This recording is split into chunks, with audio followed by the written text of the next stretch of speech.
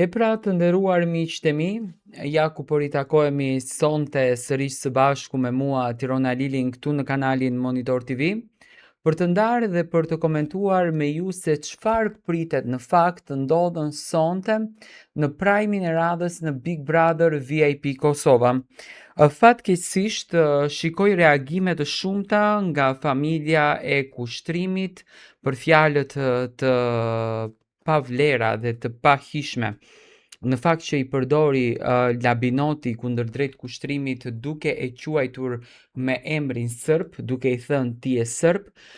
Reagime të ndryshme ka patur edhe nga familja e Edit për lojën që po ndodh brenda asaj shtëpie dhe për manipulimin që bëhet kundër drejt Edit, do me thënë një dashuri që nisi por që tashmë ka përfunduar, Dolçe ka marrë rrugtimin e tij, teksa mbrëm po dëgjoja Albën që po bisedonte me banorët e tjerë brenda shtëpisë dhe thonte që Dolçe nuk e ka dashur kurrë Edin sepse në asnjë mënyrë nuk është bërë xheloze për marrëdhëniet që Edi ka krijuar brenda asaj shtëpie apo për afrimitetet, le ta themi, dhe mbi të gjitha reagime ka patur edhe nga familjarët e Fjolla Morinës. Të njëjtët kanë shkruar në Instagramin e Fjollës si familja dhe mbështetës të Fjolla Morinës ndjejmë detyrë të flasim hapur dhe të qartë.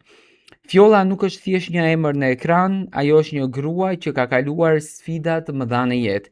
Ka luftuar për familjen e saj dhe ka qëndruar gjithmonë me dinjitet. Çdo sulm, fyerje apo gjuhë e papranueshme ndaj saj është e papranueshme dhe te i kalon çdo kufi. Big Brother VIP Kosova 4 është një program televiziv që shikohet nga mijëra njerëz dhe si tillë ka përgjegjësi për të mbajtur një standard të qartë komunikimi. Si familje, ne kërkojmë reagim të menjëhershëm nga produksioni për të siguruar që gjuha ofenduese dhe sulmet ndaj Fjollës nuk do të tolerohen dhe nuk do të përsëriten më. Fjolla është më shumë se një banore, ajo është një nën, është një grua e fortë dhe një artiste që ka përballuar sfida të mëdha personale dhe profesionale. Çdo sulm ndaj dinjitetit të saj nuk është vetëm një sulm ndaj saj, por është ndaj familjes, mbështetësve dhe komunitetit që atë në fakt e respekton. Si familje dhe si mbështetës të saj qëndrojmë të bashkuar dhe të vendosur. Askush nuk do të lejohet ta fyej Fjollën dhe produksioni duhet të veprojë për ta parandaluar çdo gjuhë të tillë ofenduese. Respekti nuk është opsion, është detyrim dhe ne nuk duhet të heshtim me respekt familja dhe mbështetësit e Fjolla Morinës. Në fakt, kjo është shkruar nga mbështetësit dhe nga familja e Fjolla Morinës. Çuditërisht në fakt në këtë Big Brother këtë vit shoh shumë reagime nga familjarët, do me thënë 3 reagime kanë ardhur deri më tani, gjë që nuk ka ndodhur në Big Brotherat e tjerë. Tani nuk e di unë si ta marr këtë, ta marr si sukses të këtij reality show apo ta marr si një dështim, sepse derisa familjet ndërhyjnë dhe produksioni nuk ndërhyn në asnjë gjë, do me thënë këtu ka gjëra që nuk shkojnë. Do të shohim sonte se çfarë do të flitet për Fjollën edhe për kushtrimin. Unë uroj me zemër që të paktën opinionistet do të kisha apeluar drejt Leonorës dhe Oltës që të japin opinionet e qarta dhe opinionet të drejta dhe të ndalohet kjo gjuha e ndarësisë, të ndalohet kjo gjuha urrëties, të ndalohet në fakt kjo ngjitja e nofkave sërb, aty asnjëri nuk është sërb.